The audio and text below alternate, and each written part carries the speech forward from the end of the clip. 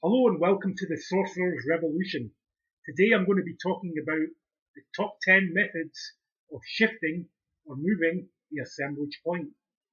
So just to recap, for those of you who are unfamiliar with sorceric or sorcery terminology, the assemblage point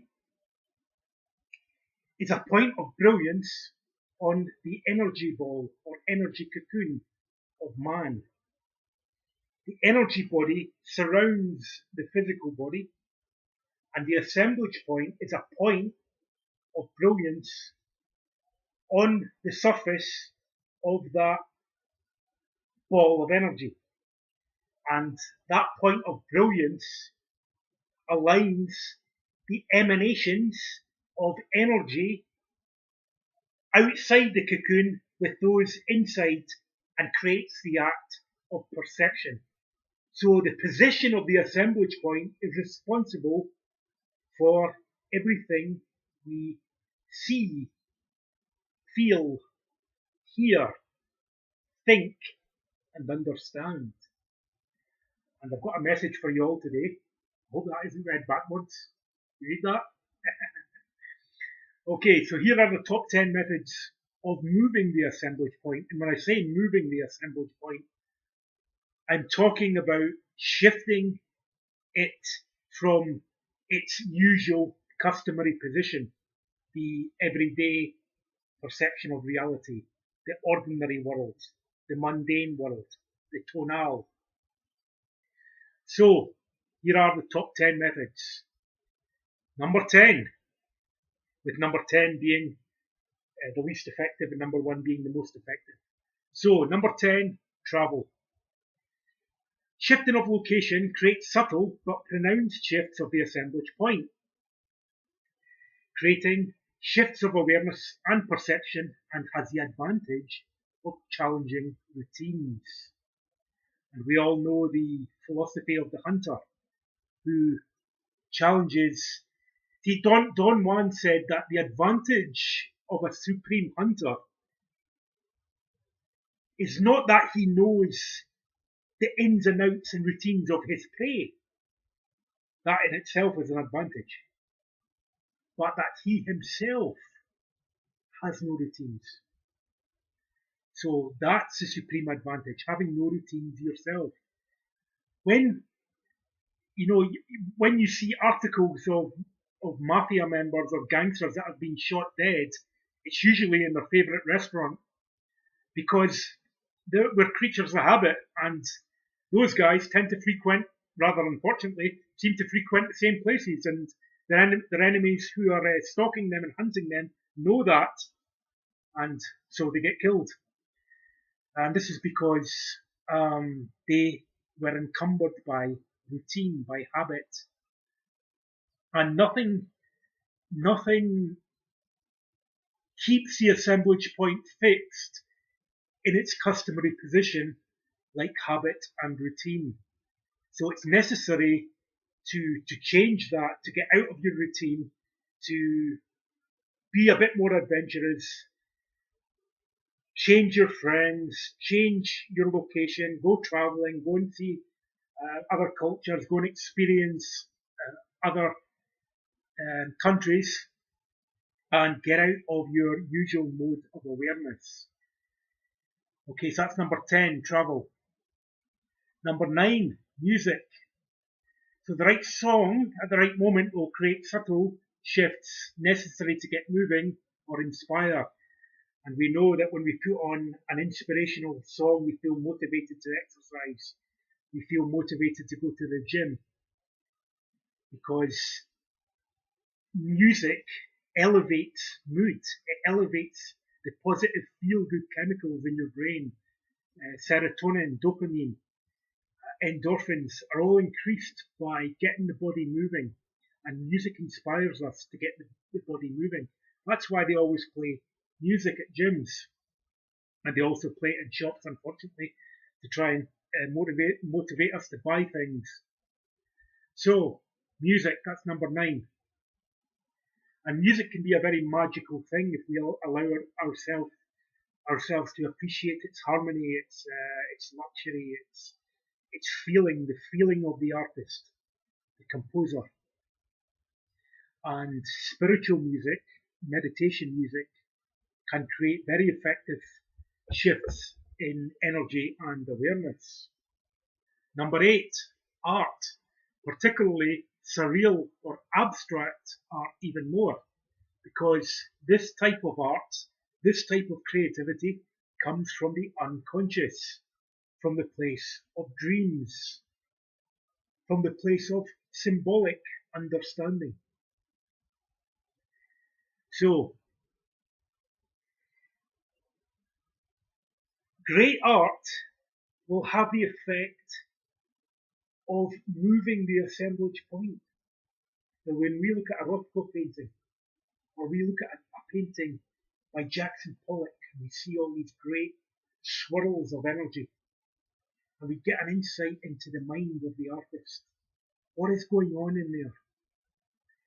Great art, which doesn't have a representational meaning, which isn't easily understood intellectually, can create pronounced shifts of the assemblage point.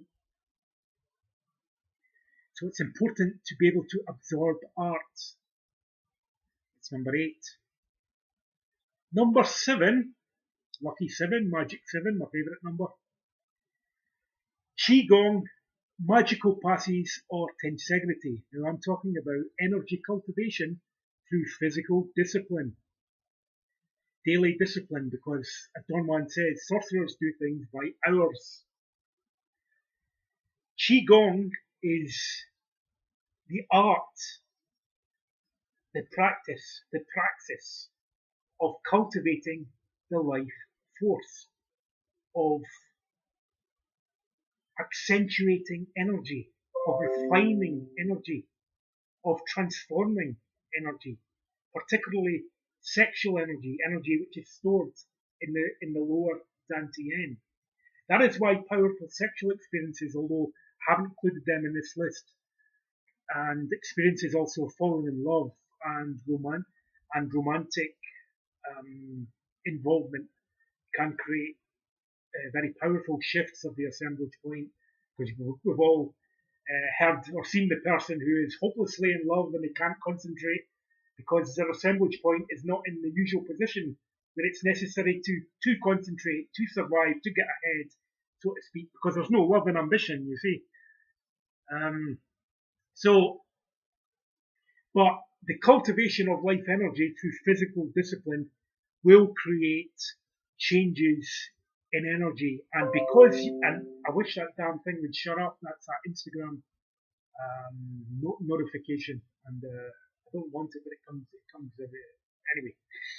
So, when our energy naturally increases, the assemblage point moves of its own volition.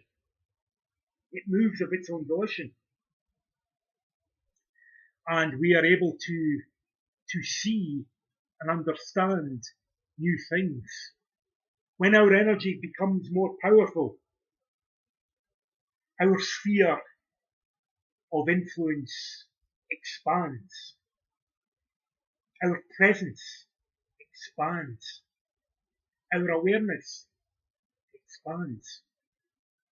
So, Qigong, magical passes, tensegrity, make them a regular part of your practice if you want to see real changes in your life. Number 6, very important, meditation. Meditation also practiced by hours or practiced as part of your daily program. I don't like to use the word routine, but make it part of your daily program of activities, whether you do it at midnight before bed, or first thing in the morning, at dawn, or sometime in the afternoon, doesn't matter. But do it anyway, because the cultivation of silence stops the internal dialogue, or the interior dialogue is allowed to quieten down.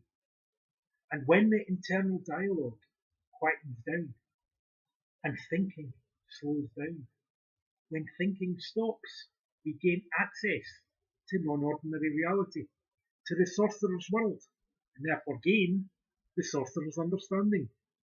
The sorcerer's understanding is a different position of the assemblage point. It moves from reason to silence. So the practice of meditation, get some silence into your life. Stop letting the ego and the internal dialogue rule and guide your life. Don't let the ego become the master. Don't let thought become the master. Become the master of thought. Become the master of ego. So, number 5, also another magic number. Dreaming. Only in dreams.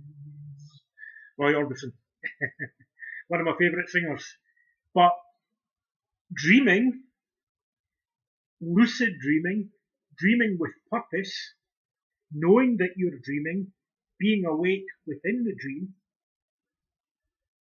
is a very powerful way of moving the assemblage point. Now, the assemblage point moves, everybody's assemblage point moves to one degree or another when they dream every night.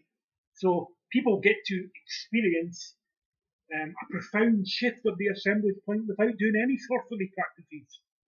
But being a sorcerer or being a practitioner is to be able to utilize all that time when you're asleep and not just get lost in the chaos of a dream, but you are actually able to become awake within a dream, to control your awareness within the dream, and to gain energy and power, personal power within the dream. So that's number 5. Number 4, unusual behavior. Now, systematic practice of weird and non-ordinary behavior will break habits of awareness and perception. This is also known as not doing. Not doing. Anything can be considered not doing which is not in the realm of ordinary behavior. That's not doing. If you interrupt the pattern, as you say in neuro-linguistic programming or NLP, you allow new neural pathways to form between the brain and the body through the nervous system. In the same way, sorcerers break habits through not doing, through not practicing routines, through doing something different, through becoming a different person. You could change your name, you could change the places you go, the friends you meet, what times you meet them. Create changes. Instead of chatting up good-looking people, chat somebody ugly, somebody you don't find attractive. It's just a suggestion, but you can. There is nothing. There is little, let's say, because there is something, because it's only number 4. Thereabouts. There is little more effective in moving the assemblage point than strange behaviour. That's why sorcerers appear very strange to people. As Don Juan said, sorcerers are considered eccentric, or perhaps even insane. That's why I held up the message. So, but they're not really insane. They've got everything under control, at least in theory. But the practice of non-ordinary behaviour in alignment or congruent, let's say, with non-ordinary reality. Being weird automatically shifts the assemblage point. Try it. It works. So, but don't become a mental patient in the process. Or if you do, use it to shift your assemblage point to novel positions and gain new insights. So, part of this unusual behaviour also makes up part of number 3, stalking. Now, I don't mean following your ex-girlfriend round the world or waiting outside a bedroom window with a pair of binoculars. Not that kind of stalking, which is going to end up with you in jail. The art of stalking is the art of controlled behaviour or controlled awareness through exploiting situations in a strategic manner, through manipulation of behaviour and intending appearances, also known as controlled folly. This is also sometimes referred to in shamanistic circles as shape-shifting. The Nagual Julian, the master of Don Juan, a very fascinating character indeed, was a master of this art of intending appearances, and he could become a young man, an old man at will. Don Juan was also a great stalker, perhaps not as dramatic as his teacher Julian, but Don Juan was able to remember when he played in The Power of Silence. He played the old man with strokes. He was able to play a disabled person, a sick person, but his teacher was able to create dramatic. He could appear young and handsome and good looking, and old and brutal, nasty. Within minutes, he had that magical gift. But it was the art of intending appearances. He was a master stalker. So stalking is an activity which is used on a mundane level to gain advantage in any situation, or to exploit any situation to your advantage using the manipulation of behaviour, responses and so on, which I've explained in greater depth in another video. But really, what stalking is to stalk your self-importance. And by doing that, by putting a mirror up to your behaviour and stalking your self-importance, stalking yourself, the assemblage point moves in a gradual fashion. And this is a very effective way of creating gradual shifts in the assemblage point for a steady increase of energy and awareness. The more awareness,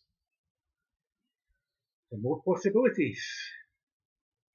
Number 2, the presence of the Nagual, sorceress or individual with sufficient energy or personal power to move you into the awareness of the spirit or the ulterior arrangement of the abstract. So Don Juan used to use a technique which he called the Nagual's blow, by slapping Carlos between the shoulder blades, which is the energetic position of the assemblage point, and by doing this he was able to create profound shifts in awareness. But it wasn't actually the Nagual's blow that created the shifts in awareness and those profound shifts of Carlos's awareness into other realities and other worlds, but actually the presence of Don Juan himself. It was Don Juan's power. It was Don Juan's energy which naturally moved Carlos's assemblage point. And I remember my teacher, my shaman teacher, Ron Daniel, just sometimes being in his presence was enough to create profound shifts in my assemblage point. And yeah, so the presence of the Nagual is a very powerful thing. And number 1, do you get it? Has anybody guessed it? What is the most effective way of shifting the assemblage point? Power plants. The most reliable, fail-safe and dangerous method of shifting the assemblage point known to sorcerers for 10,000 years or more. Now, power plants are foolproof. They will definitely shift the assemblage point, guaranteed. But they have their drawbacks.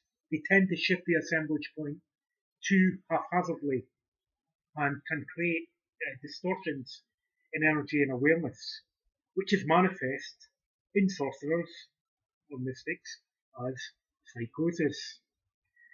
So when you see somebody who's a psychotic, you're actually seeing somebody who